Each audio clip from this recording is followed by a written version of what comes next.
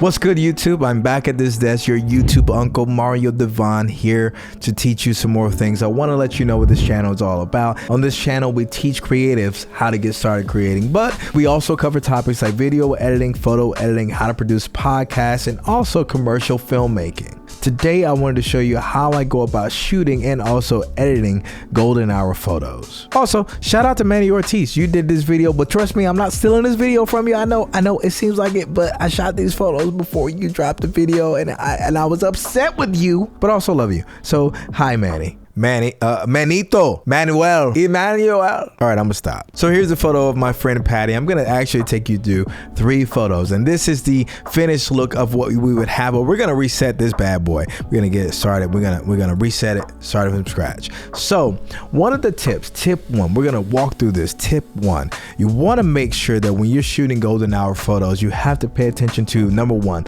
the area of where the sun is going to be and how you're going to utilize it. Obviously, you can shoot in the opposite direction of the sun, like go the other way and get that look, but a lot of times for me, I want to actually get some of the sun in the photo so you can kind of see that golden. I think it just makes the photo a little bit more special, because I'm personally not shooting golden hour just because of the look as far as the lighting, but I'm also shooting it because of the way the sky and the sun looks. So as you can see, this picture is what we would call underexposed, like most people would feel that way. This photo is also shot on the A7CR 61 megapixel. Love it. Again, I know I keep saying this, but you're gonna get a review of that camera for photo and video. So how do I go about it? Obviously, we're gonna do some adjustments. The first thing I'm gonna do, so I'm gonna go ahead and do my lens adjustment, hit that profile, make sure it's there. You can see that she is underexposed, but I remember taking this photo and showing Patty this photo, and she was like, well, how are you gonna see me? Trust me, power of editing. So first thing I'm gonna do, I'm gonna skip exposure contrast for now. I just want to bring her back out of that photo.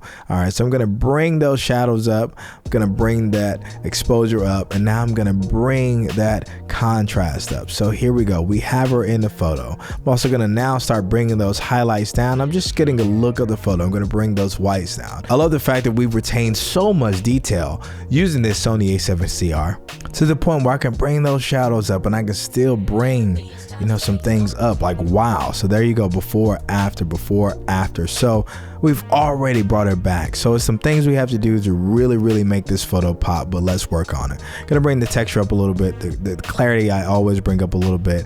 And again, I've told you before and I'll tell you again, the magic happens. This, you know when you go to a bedroom, you show people this is where the magic happens. Literally, that is the tone curve when it comes to photography. So we're gonna start adjusting that. Boom. We're gonna bring that shadow. I'm gonna bring those shadows up a little bit here, and we're gonna bring those highlights at the end down. We're gonna start playing with that. I want it about right there. We're gonna play with those midtones. You know what I like to do. I like to play with those midtones. And already before, after, we created some softness. The other thing I'm gonna do, so I'm gonna go back up. I know I want this to be a warmer photo. It's already golden hour, but I want it to be a little bit warmer. So I'm gonna bring that color temperature up. Oh, love it already. It's already looking the way I want it to look. Another thing I'm gonna do is gonna bring the saturation up. That's actually something I don't typically do. I try not to really touch with saturation on the overall photo, but I'm gonna bring it up this time because that is the look that I want. So before, after. We're already going somewhere. I'm gonna bring those shadows down too. I'm gonna bring that contrast up a little bit more. I'm gonna bring that, exposure up just a little bit more. All right, so we're gonna work our way down. This is going to be, we're gonna make some adjustments here. Saturation, I'm looking at the colors. We have very distinct colors here to me. You have blue, you have obviously that goldish yellow, you have orange in that skin tone, you have a little bit of blue. We're gonna set another blue on those pans. Believe it or not, it is going to be a blue, but I'm just gonna slowly just make these adjustments. So first thing I'm gonna do is I'm gonna bring up the saturation on their skin. I'm also going to take that same orange, I'm gonna bring it down a little bit to get a little bit more red in her skin. Going back to saturation, I'm gonna see if I can play around with the blue. As you can see, because of the way the color is casting on her, when I adjust that blue, you actually adjust the shirt too. So we're gonna leave that alone. I'm gonna show you what I'm gonna do later to that. And as you can see, here's your golden hour, your yellow right here. We're gonna bring that up just a little bit, nothing too crazy. So we didn't go crazy here. I didn't want to go crazy here. This is another place I like to hang out, color grading. I like to adjust, you know, my midtones and my shadows. Sometimes I adjust those highlights if it's really needed, but I try to leave the highlights alone here. So what I'm gonna do is we're gonna try to figure out the stylized look that I want, and I want that golden hour look, but I don't want it to be too intense. So I'm gonna actually bring it down, playing with it here. Do I want more red? Do I want more yellow? You can make that choice. So I'm gonna bring it down maybe to that red area. I'm also gonna increase my exposure some, about right there. So I'm gonna do the same with midtones. I'm just gonna play around with it. Like, you can absolutely change the vibe of a photo when you're playing with those midtones. So I'm gonna bring that down some, and there you go. So just a slight change in the color grading, nothing too crazy. So before, after, before, after. Nothing too crazy, very subtle. I'm gonna do the full screen. There you go, love the look of it. Another thing I'm gonna do, because, you know, we shot this, you know, in such a harsh light, I'm gonna bring some of that luminance up. So before, after, before, and after. So now I'm gonna start playing with the sky. All right, there's some things going on, and I need it to be adjusted. Let's go back to something. You remember when I lowered the exposure and you could see all that detail in the sky? Well, I want that back, okay? And I can't just ignore that when I had it. Like, I can't ignore it. So what I'm gonna do is I'm gonna actually select the subject, and we're going to invert. We're gonna invert that mask, because I'm going to be playing with everything around her, not her. And trust me, it's still gonna look really good. It's gonna be very good, actually. So I'm gonna bring those highlights down. You're gonna see me playing with those highlights, just doing that.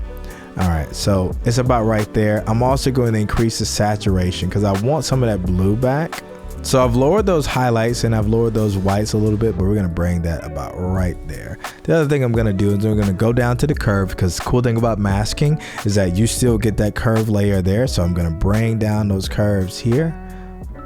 So I love the look of that. So we're gonna do that one more time. So I'm gonna create another select subject mask. We're gonna, again, invert that mask. I don't want this one to be as intense. I just want it to be very subtle. So I'm just trying to make sure I'm capturing as much of those highlights that I want. I can capture that. I can even lower the exposure, but it doesn't look natural, obviously. So we're gonna bring that back. So boom.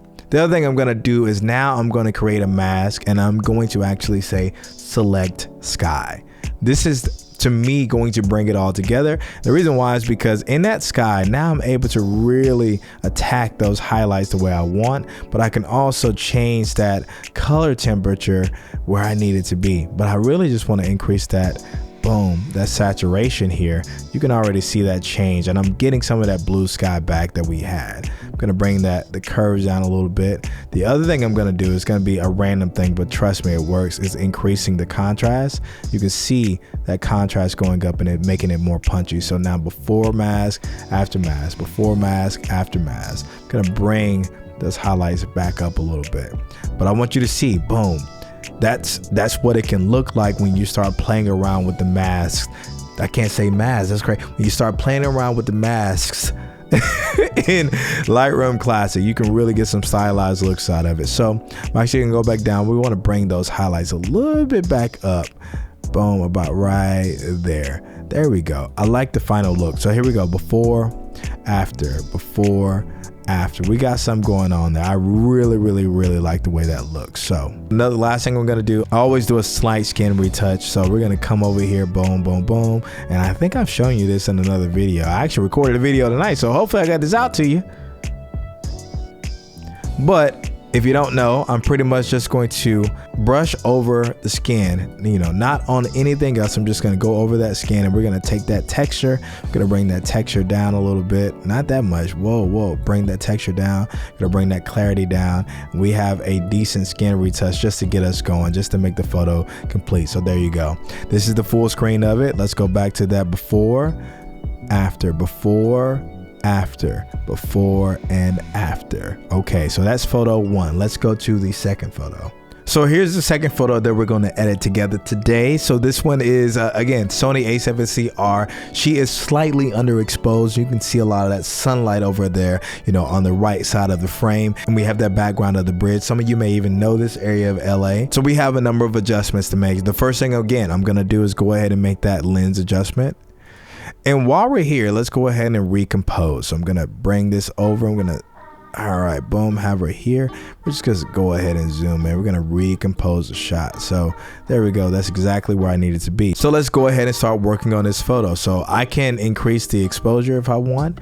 I can increase the contrast. Here we go. We're gonna put that contrast a little bit there. It looks terrible now. Again, as I start pulling things back, you're gonna start seeing how much information in detail the Sony A7CR retains. So I'm gonna bring the highlights down. I'm just playing around with it. I'm gonna bring that exposure down. You can see all the information in here. This is crazy actually to see how overexposed that was, and I'm able to bring it back. The other thing we're gonna do is we're gonna raise those shadows. I'm gonna raise those shadows enough to see like, okay, am I able to get her face back into it? And right now it's doing a really good job. So that's before, that's after. So even it out.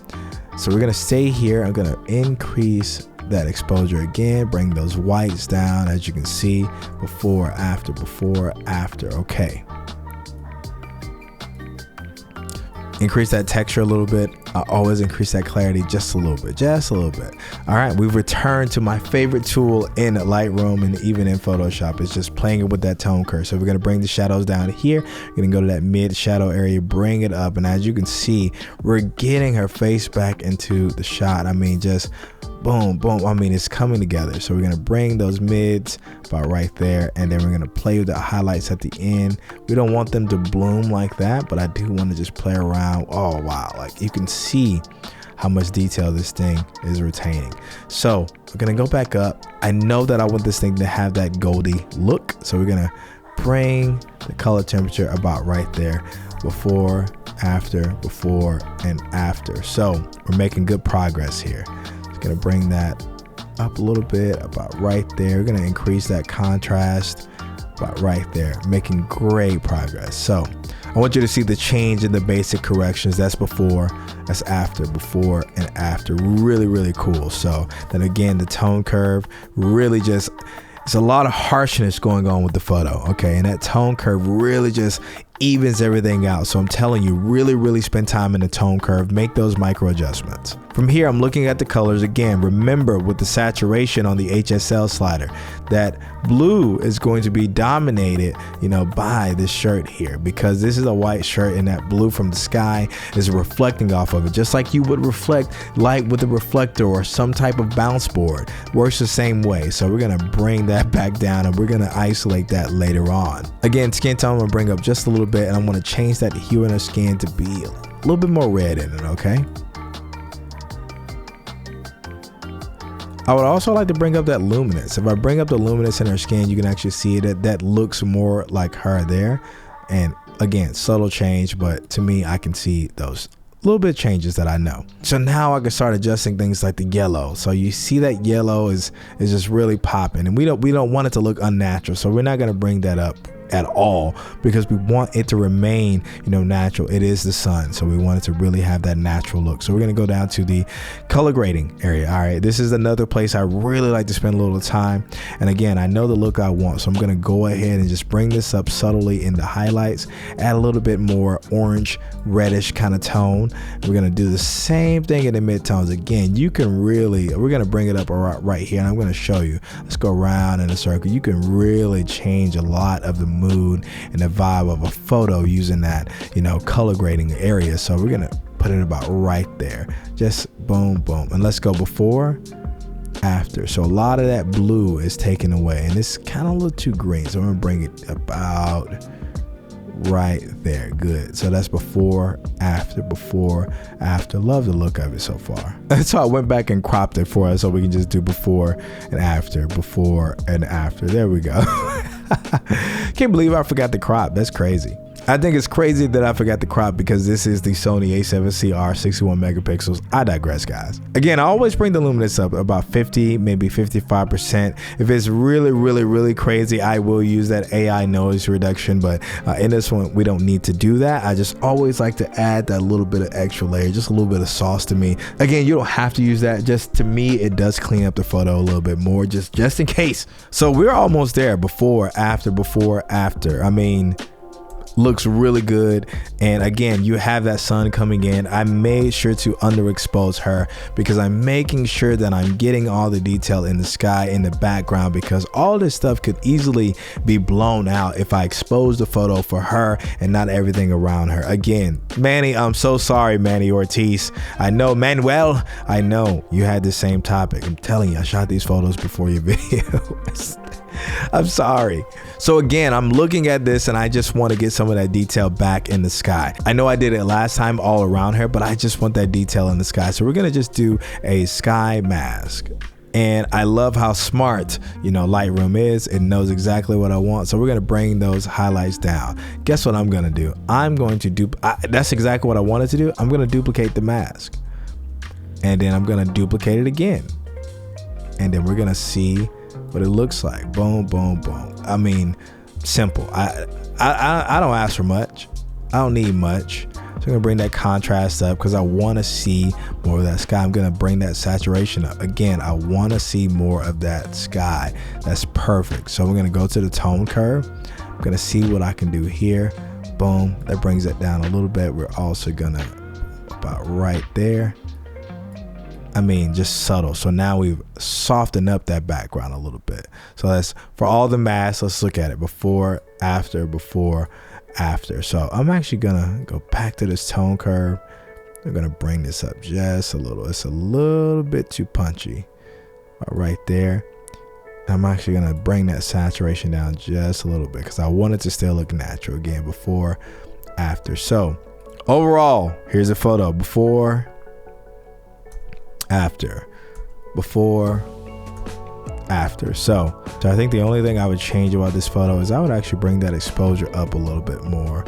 About right there, contrast up. I can actually bring those shadows a little bit down. There we go. That looks perfect. Before, after, before, and after. Here's your full screen.